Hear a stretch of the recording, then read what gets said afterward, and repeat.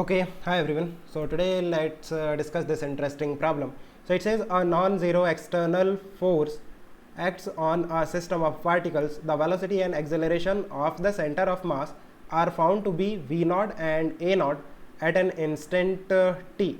It is possible that fine. So देखो एक non-zero external force is acting on the system of particles. Means system पे एक net external force लग रहा है which is not equal to zero. And what is F net external? You can write F net external as mass into acceleration of center of mass जो कि दे रखा है a naught. So that will be m into a naught. M क्या है? You should write it capital M. Capital M is the total mass of the system. Total mass of the system into acceleration of the center of mass, that is the net external force. If net external force is not equal to zero, then mass तो वैसे भी zero नहीं होगा. It means a naught is not equal to zero. What about v naught? V naught is the velocity of center of mass. V naught can be zero. That is initial velocity of center of mass.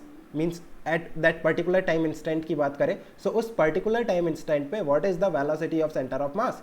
That of course it can be zero, right? उसके ऊपर कोई condition नहीं है. So which option? जैसे हम बात करें, so a naught should not be equal to zero.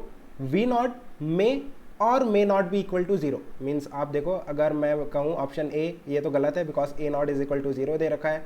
Option B correct है ना? v naught is equal to zero possible है. a naught should not be equal to zero. Option C की बात करें, so a naught is equal to zero, not correct. Option D की बात करें, या v naught के ऊपर कोई कंडीशन नहीं है, a naught के ऊपर कंडीशन है that it should not be equal to zero. So fine, I think it's clear. Let me know if you still have any confusion. Okay guys, keep working hard. Best of luck. Bye.